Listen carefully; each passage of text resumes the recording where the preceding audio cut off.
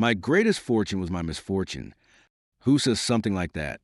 Someone who lost everything and discovered that everything they thought they needed was actually everything that was holding them back. Meet Zeno of Citium, a man who went from wealthy merchant to broke philosopher in a single storm and accidentally created the most practical philosophy in human history. Picture this. One day you're worth millions, commanding trading ships across the Mediterranean, living in luxury. The next day, you're sitting on the shores of Athens with nothing but wet clothes, watching your entire life's work disappear beneath the waves. Most people would call this the worst day of their lives. Zeno called it the best, because that shipwreck didn't just take his cargo, it delivered him to his destiny. Today, I'm going to share Zeno's 7-step transformation from total loss to ultimate gain, because what happened to him 2,300 years ago is still happening to people today. And if you're facing your own shipwreck moment, financial loss, career setback, life falling apart, then Zeno's discovery could be exactly what you need. The merchant's life in the fatal storm. Zeno was born around 334 BC in Cyprus, into a family of successful Phoenician merchants. By his 30s, he controlled a trading empire that would be worth millions in today's money. Purple dye from Phoenicia, precious metals, luxury goods. Zeno's ships carried wealth across the ancient world. But wealth, Zeno discovered, carries its own dangers. Not just physical storms, but psychological ones. The constant worry about markets, competition, theft. The endless pressure to accumulate more. The fear of losing what you've built. I was rich in possessions, Zeno later reflected, but poor in peace. Then came the storm that changed philosophy forever. Zeno was aboard one of his ships near the coast of Athens when violent weather struck. The ship was destroyed, the cargo lost, and Zeno barely escaped with his life. Standing on the Athenian shore, watch his fortune sink. Most people would have been devastated. But something strange happened to Zeno. Along with the fear and shock, he felt something unexpected, relief. For the first time in years, he later wrote, I didn't have to worry about losing anything because I had already lost everything. The bookshop discovery. Broke and stranded in Athens, Zeno wandered the city aimlessly. That's when he stumbled into a small bookshop near the Agora. The owner was reading aloud from Xenophon's memorabilia, stories about Socrates and his philosophy. Zeno was transfixed. Here was a man who had chosen poverty, who owned almost nothing, yet seemed richer than any merchant Zeno had known. Socrates faced death with more courage than Zeno had ever faced a business negotiation. Where can I find a man like this? Zeno asked the bookseller. The bookseller pointed to a man walking by. Crates the cynic, a philosopher who had deliberately given up his wealth to pursue wisdom. In that moment, Zeno made a choice that would echo through centuries. Instead of trying to rebuild his trading empire, he would rebuild himself.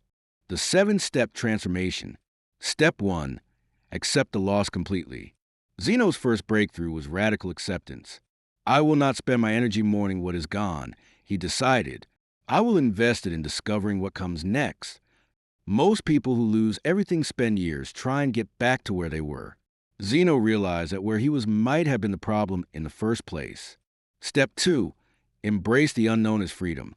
I had been a slave to my possessions, Zeno realized. Now I am free to become who I was meant to be. The shipwreck hadn't just taken his cargo, it had taken his limitations. Without a business to manage, he could explore philosophy. Without wealth to protect, he could take intellectual risks. Step 3. Seek wisdom in unfamiliar places. Zeno began studying with Crates, learning Cynic philosophy, but he also studied with academics and other schools. He wasn't trying to replace his business knowledge. He was building entirely new knowledge. A merchant studies markets, Zeno observed. A philosopher studies life itself. Step 4. Transform curiosity into learning. What started as desperation became fascination. Zeno discovered that philosophical questions were more engaging than profit calculations. How should we live? What makes life meaningful? How do we handle suffering? These weren't just academic exercises. They were practical tools for challenges everyone faces. Step 5. Build new identity from new knowledge. The transformation wasn't just intellectual, it was identity shifting. Zeno stopped seeing himself as a merchant who lost everything and started seeing himself as a student of wisdom. This new identity changed everything. His daily routines, his friendships, his goals, his definition of success. Step 6. Share your discovery with others.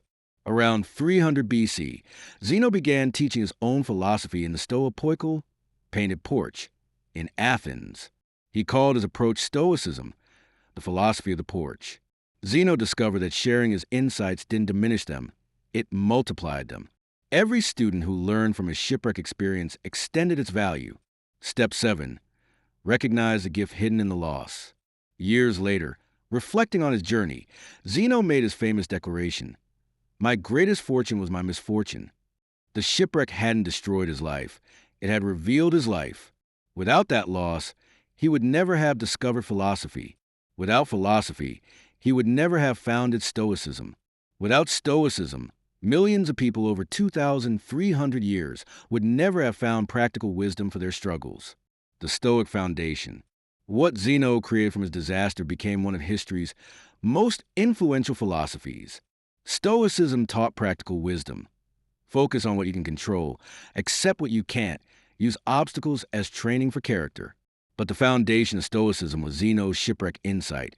External possessions don't create security, they create anxiety. True security comes from developing character that can't be taken away by any storm. Marcus Aurelius, Epictetus, Seneca, all the great Stoics built on Zeno's discovery that loss can be liberation, that crisis can be opportunity, that sometimes you have to lose everything to find what really matters. Your shipwreck moment. You might not have lost ships full of cargo, but you probably face your own shipwreck moments. Job loss, business failure, investment collapse, relationship ending, dreams shattered. Zeno's 7 steps work for any loss. Accept what's gone instead of fighting reality. See freedom in the unknown instead of just fear. Learn new skills instead of just mourning old ones. Transform desperate curiosity into purposeful learning. Build new identity instead of clinging to old labels. Share your insights to multiply their value. Look for the gift hidden in the loss.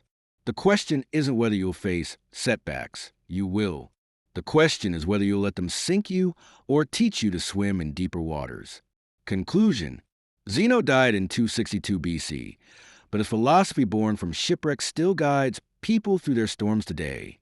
He never rebuilt his trading empire, but he built something far more valuable, a school of thought that has helped millions find strength in difficulty. His story proves something profound. Sometimes the worst thing that happens to you is the best thing that could happen to you, but only if you're wise enough to see the opportunity hidden in the crisis. Every ending is a beginning. Every loss is a lesson. Every shipwreck can be a discovery, but only if you choose wisdom over worry, learning over lamenting, growth over grieving. Zeno would ask you, what if your greatest setback is actually your greatest setup? What if your biggest loss is your biggest opportunity? What if your shipwreck moment is actually your philosophy moment? The storm that sinks your ship might be the wind that fills your sails towards something better than you ever imagined.